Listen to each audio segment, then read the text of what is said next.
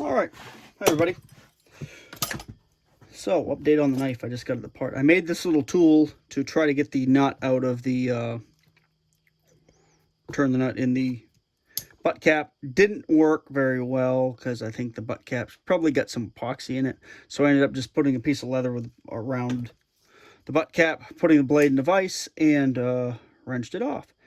It looks like there was quite a lot of epoxy or something in there, but there's also a bunch of rust that came off the tang. But other than that, the tang is not bad. Most of the leather spacers and things are pretty well smoked. These are a little dry. I'm just going to put new leather in. The bone grip is in pretty decent shape except for this crack. I can probably fix that with some Acroglass, but cap's in pretty good shape. The spacers here, I'm just going to use a rawhide mallet and see if we can loosen these up. These are also probably pretty well. Yeah, look at that. That's just... These are generally like a fiber or leather or combination thereof. I'll use leather in micarta when I put it back together. That's what I like to do with these narrow tang knives. Here we go. And we'll see if we can pry that guard off. I don't know if it's a slip fit or if they soldered it. But anyways, this blade's going to go into a thing of Evapor Rust, and we'll clean it up. That may be soldered. Let's hit that with a wire brush and just kind of do a little forensic investigation here. But so far, what I'm seeing on this knife is kind of encouraging. I kind of expected a very narrow rat tail tang, but that's, I mean, as for a knife of this type, this isn't terrible. Yes, it has the stress risers that I prattle on about, but at the same time, yeah, that guard, it appears to just be a good press fit. Maybe I'll leave that in the Evapor Rust too, and maybe I'll be able to take that off. That might just have some rust built up around it in place. So into the Evapor Rust this goes.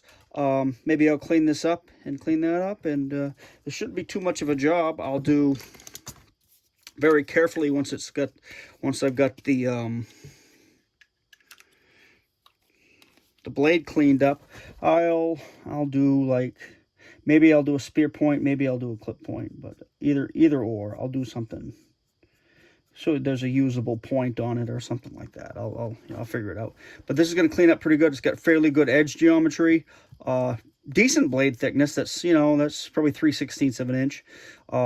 It's a well flat ground. I'll have to do some cleaning on the blade. I won't go crazy as far as stock removal, but I probably won't even use the grinder. I'll probably just clean this up by hand. But yeah, this is a usable knife. It's not going to be too bad. I'll get it going and make a sheath for it. I'll have to put some Acroglass or something in there and clamp that down to fold that to fill those up, or maybe I'll just tape it and fill those with Acroglass. This is what happens when you have, the narrow tang knives with a grip like this, and the grip components shift, and this is used in a rough way. Or I also think somebody put something that was maybe a little expansive in here. That might have done it too, because there was a lot of crud and stuff in here, a lot of rust, and that's why.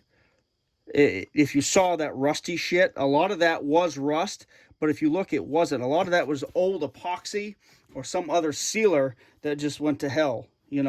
That's why I like Acroglass, because Acroglass is known to last a long, long time. But anyway, I'll see if I can pop the guard off there, and maybe I'll put a new guard on this. Maybe I'll put a little different double guard, because that's not much of a guard, and I like a knife with a guard. Anyway, we'll see if we can get this so we can do something with the deer with it. See ya.